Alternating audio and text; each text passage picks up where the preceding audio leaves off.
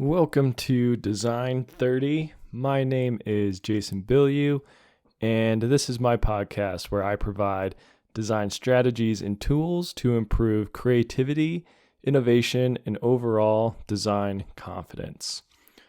Well, first of all, Happy New Year, Happy 2023. And I think it's only fitting that this is the 23rd episode of the Design30 podcast coming out the first week of 2023. Coincidence? Maybe, maybe not. I don't know. 23 is also my favorite number, or at least one of my favorite numbers. So I think this year is going to be pretty awesome. As always, you can find Design30 on YouTube. You can find me on Substack and become a free subscriber or a paid subscriber if you want to support the podcast.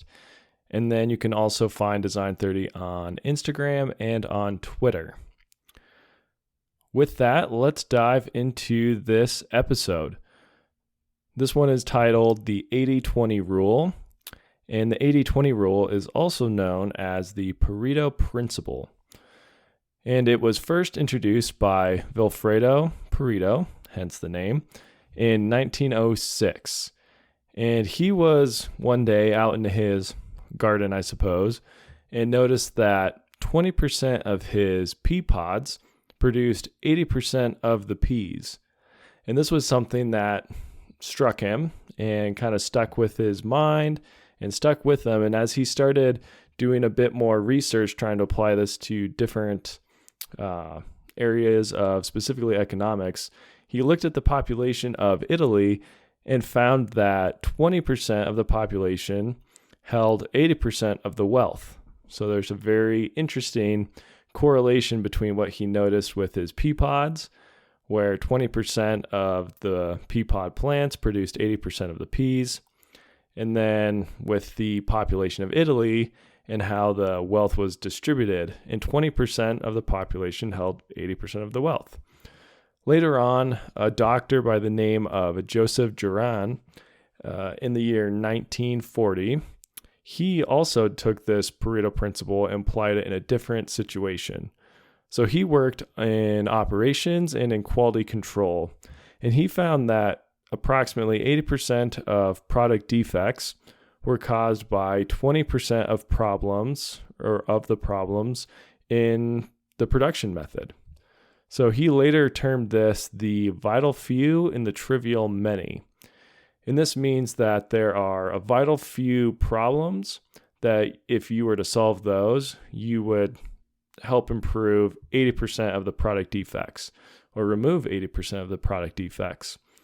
And then there's a trivial many, lots of other problems that you could potentially address, but aren't vital. They're not going to have the same sort of output or improvements that addressing this 20% would.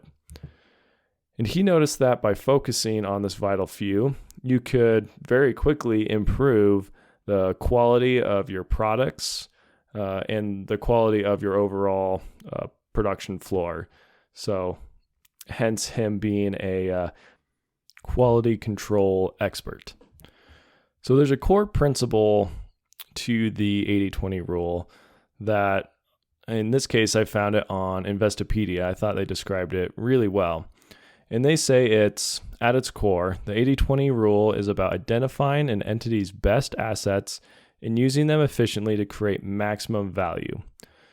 So this will make more sense as we dive into more and more examples, but I want to give a few more definitions to start, just to help prime the rest of this conversation.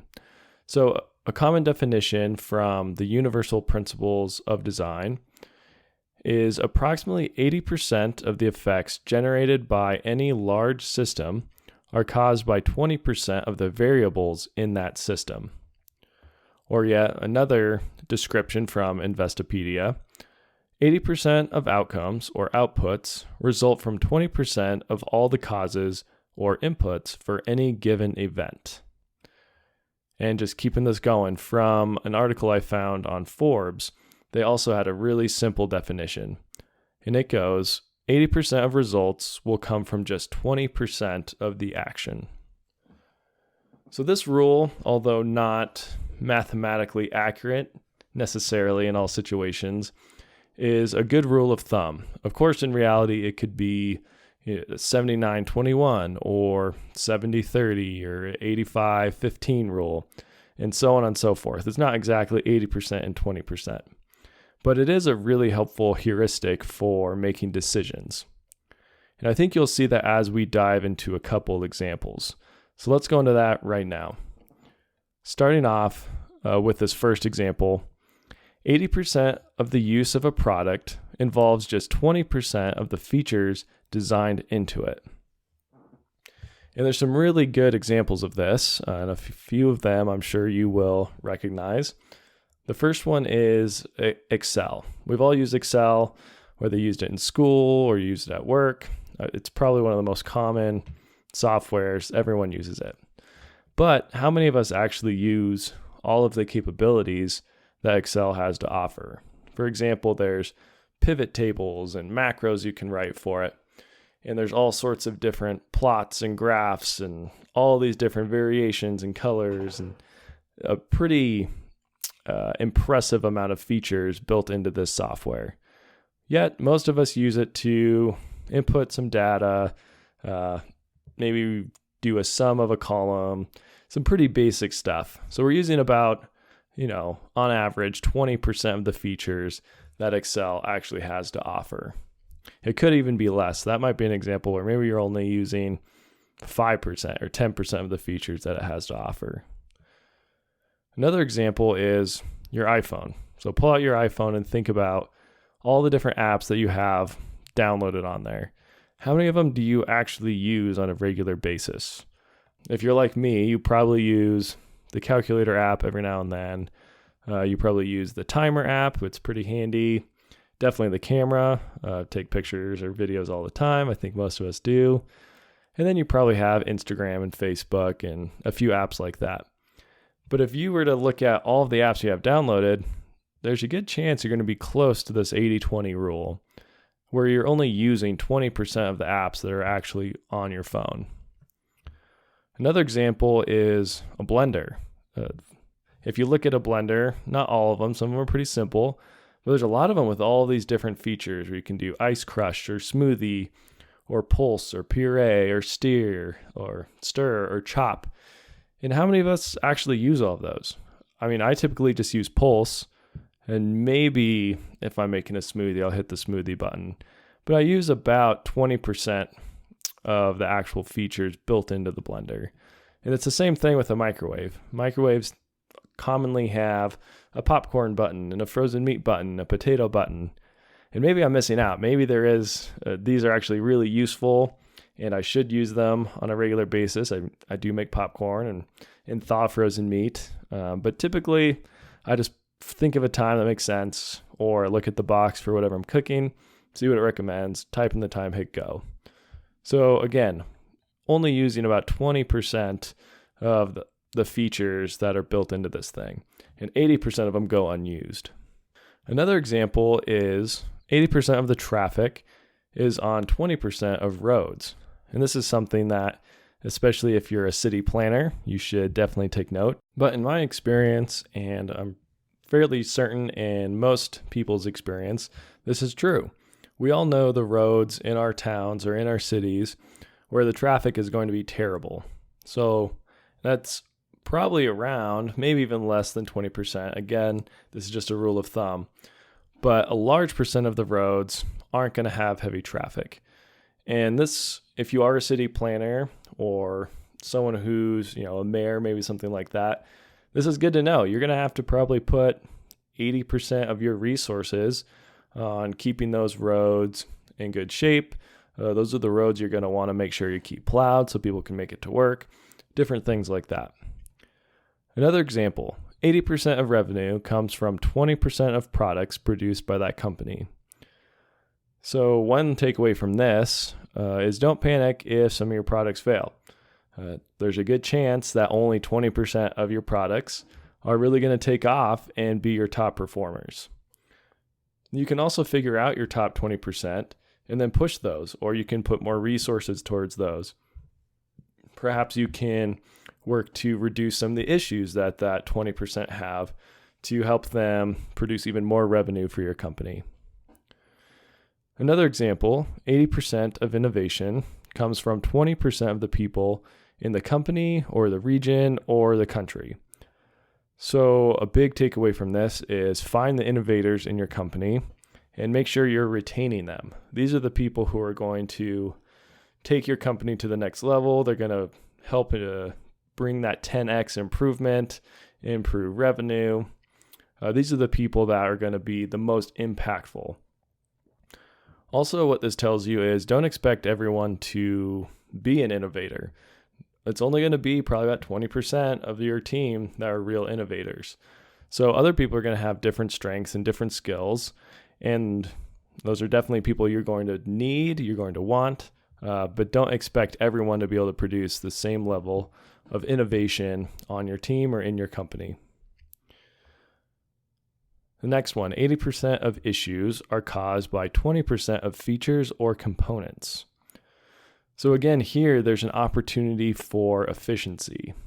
You can cut out all of these features that nobody uses that still cause problems.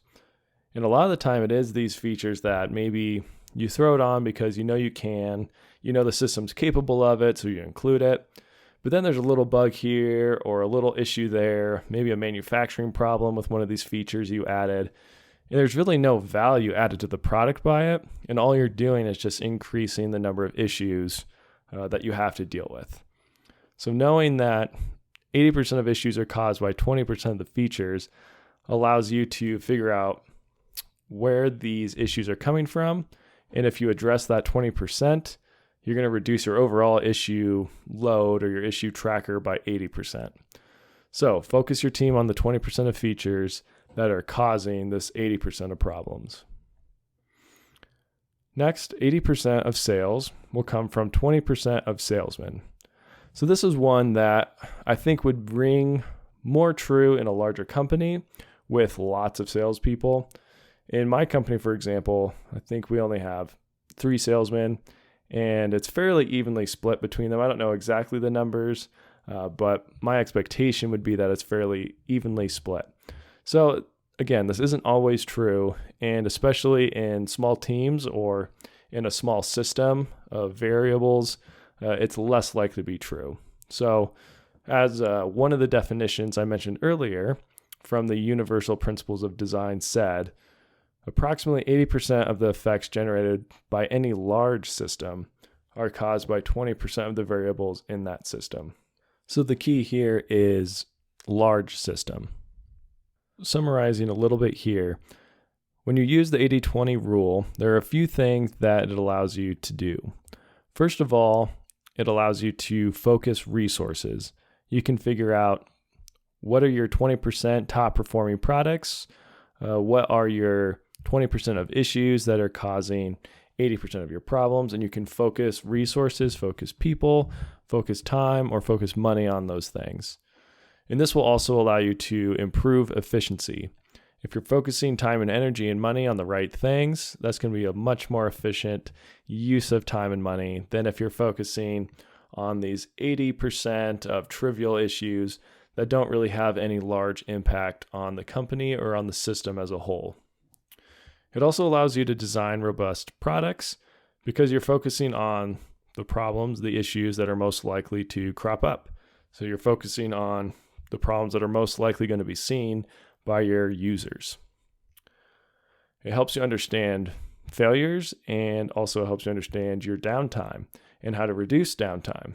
Again, focusing on these 20% of your vital issues, of the problems that are most likely to occur in manufacturing or production, and making sure to solve those is going to reduce downtime and reduce the overall number of failures that your product has. It'll also help you manage your teams, help you manage your products, and help you manage your projects by being more efficient and more effective overall, focusing your time, your money, and your resources in the right areas. So again, just to reiterate, if you focus on the 80% of features that are rarely used, there's going to be diminishing returns. Or for example, if you focus on the 80% of problems that don't really have large impacts or aren't happening that frequently, aren't causing that many issues, there's not going to be much of a return for focusing energy and time on that. There's no benefits to it. But if you focus on the 20% that are causing huge issues, that are causing downtime, maybe causing failures for your users out in the world, those are the ones where you're going to see much larger returns much faster. And as a manager, if you have a focused team, they're going to be more productive, they're going to be more positive, and they're going to be a more passionate team. So again, this is huge for you as a manager, figuring out what's this 20% that's worth focusing on. And this kind of leads back to the core principle that I mentioned earlier from that nice little article from Investopedia. And it says, at its core, the 80-20 rule is about identifying an entity's best assets and using them efficiently to create maximum value. So you want to focus on potentially who your best engineers are, who are your most innovative workers, who are your best salesmen. And that's where you want to focus time, money, energy, and that's going to create a lot more efficiency and a lot more value for your company. So now the Design30 discipline for this episode. And going into this new year, how can the 80-20 rule help you focus your time and your energy? So number one, I want you to write down all of your goals for the year. If you're like me, you probably have way too many. I think my initial list had around 40 goals, something like that. But write them all down and then study these and try to determine which ones will lead to the most value in your life, and try to narrow this down to about 20%. So you want the goals that, again, will lead to the most value, also the most likely, maybe not the most likely, but the most realistic for you to actually be able to accomplish. You want them to be realistic goals, which kind of goes without saying. And then focus on this 20% for the new year. And it's not about saying that the other 80% don't matter. Of course they do. It's just about focusing on which ones that if you actually complete them will improve your life, improve your skills, improve your health in the most dramatic ways. And that's it for this first week of 2023. If you want more Design30 content, you can always find me on YouTube, Instagram, Substack. You can shoot me an email at learndesign30@gmail.com. And then as of recently, you can also find LearnDesign30 on Twitter as well. I've also been posting a little bit about some of my goals for the new year, specifically one that I've named the Inflammation Reduction Act, which I thought was fairly clever. But if you want to learn more about that, go ahead and follow LearnDesign30 on Instagram or on Twitter. With that, everyone, have a great week of design. And as always, remember, design more, despair less. Thanks for listening.